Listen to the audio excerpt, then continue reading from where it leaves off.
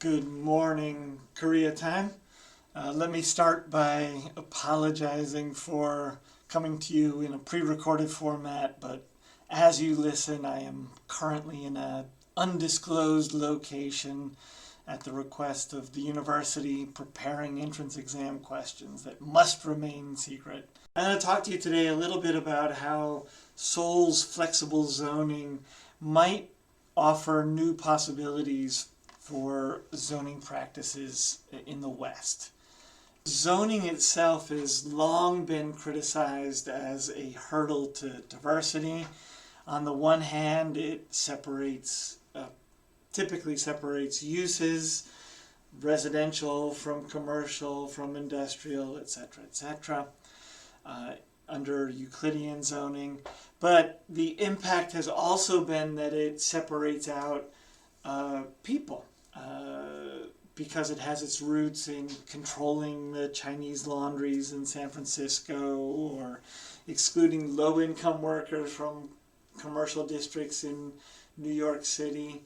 And as a result of this separation of uses and this separation of people, none other than Jane Jacobs, of course, has described the outcome as that of a sterile, regimented, empty space.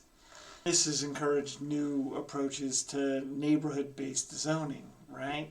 And Emily Tallon in particular has made the point, or tried to assert, that the problem itself isn't that zoning legally separates uses and that zoning maps separate uses, but that the problem comes from the size of the zones. If the zones are too large, they turn into these large, expansive, sterile areas.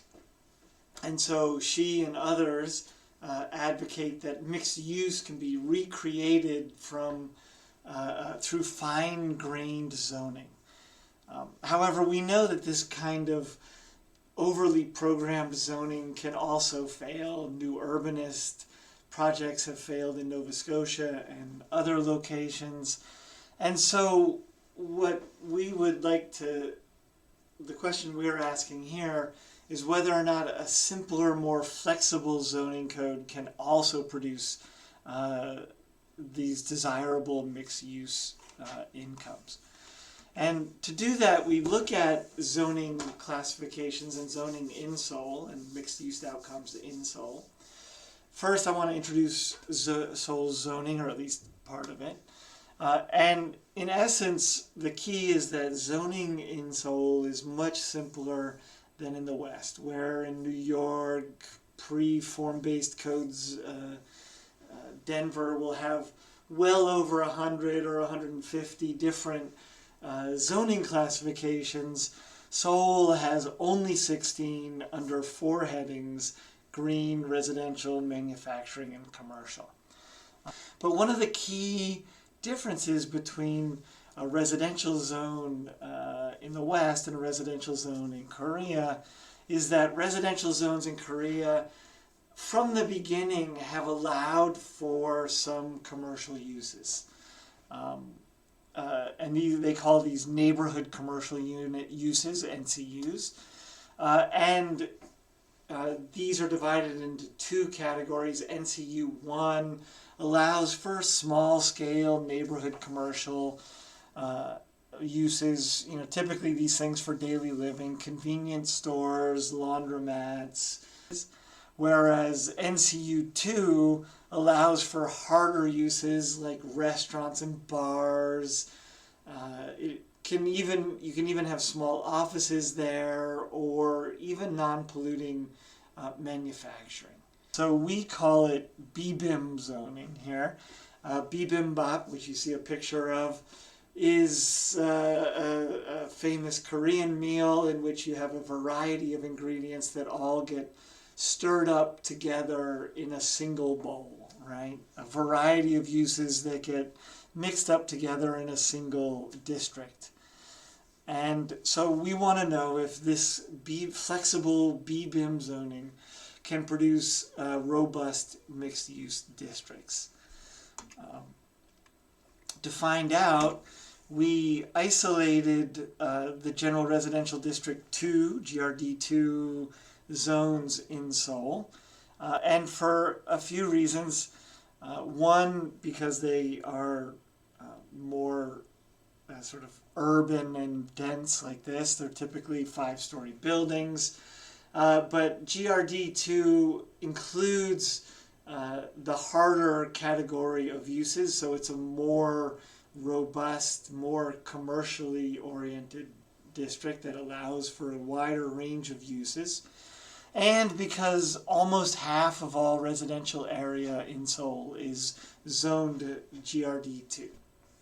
Now we've selected among the 126 super blocks that have GRD2 zoning, we selected 3 that represent each point in the wide range of possible combinations of mixed use, ranging from Songpa-dong, which is 88% residential, to Sogyo-dong, which is just under 30% residential. And in this case, the Songpa-dong is the most typical GRD super block. Munjang-dong is a super block that's undergoing commercialization, and Sogyo-dong, where I used to live actually, is a highly commercialized super block, and is one of the sort of hottest neighborhoods in Seoul. And here's what we found. You can see maps of the land use in each of these super blocks, Songpa, Munjang, Sogyo-dong. And these simple visual inspection will suggest that these uses reflect mixed-use zoning patterns, as you might see in New York City or new urbanist developments where you have both nodes and corridors with active commercial uses here, and as they become more commercialized, you get commercial uses begin to penetrate the interior of the neighborhoods until in Sogyo-dong they more or less take over the entire district here. So superficially it seems to reflect this kind of mixed-use zoning pattern. With this commercialization, we also see an increase in uses for more affluent users. This list is roughly organized from NCU1, the daily kind of uses, up to the more affluent NCU2 uses. And you can see that the number of daily uses in the more commercialized districts, not completely, but to a significant extent, certainly in the most commercialized one, is lower than in the most residential one, and that the number of beauty shops, cafes, restaurants, bars is far higher in the more commercialized areas. So we can see this shift into commercialized entertainment districts taking place underneath the GRD2 zoning. So what does this seem to mean? To us, it seems to suggest that BBIM zoning can indeed create a mixed-use environment, ones that we have seen in New York City and new urbanist developments and other places, and that it can create a thriving public street life that, we don't have explicit evidence of this, but we can show that, but the combination of uses show that there is a good deal of activity taking place. And we would suggest, based on other evidence, that the reason for this is that compared to proper commercial districts, the costs of starting up a small business, especially something like a cafe or something like this, is much lower in the residential districts than in the commercial districts. And this has led to an influx of small businesses, which create a kind of novel, neighborhoody, Jane Jacobs-y feeling neighborhood that has become increasingly popular with Seoul residents. And thus these neighborhoods become more popular, which leads to more small businesses coming in and clustering into these, in particular, these entertainment-related, casual, leisure shopping zones, a kind of high-end shopping zone with accompanying recreation. But unfortunately, as robust as this flexible BBIM zoning can be for producing a wide range of mixed use, it does come with a caveat, which is evident in our three cases, or in the progression of our three cases. This zoning allows for the possibility of sectoral gentrification, the gentrification of residential neighborhoods by commercial uses. And this is evidence in the fact that the hottest areas in the city are formerly residential districts now.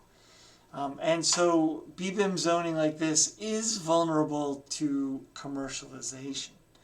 So we've shown that the simplicity itself can encourage a wide range of urban diversity, perhaps more organically developed and perhaps more interesting and variegated mixed-use neighborhoods than we see in more inflexible systems typical of the West and the U.S. But the problem again is that the flexibility itself can't avoid the problems that complex zoning codes are originally designed to solve, to be honest with you. Right? It can't stop one use from dominating other uses because it allows the variety of uses. And it can't prevent the sectoral gentrification of a neighborhood. So we would just conclude by suggesting that planners need to make a choice, and it's one that I think, personally, I think they should make, to adopt flexibility, recognizing that doing so relinquishes the strong control and disciplining of place and spatial practice that planners so often seek out. And with that, I will say thank you very much.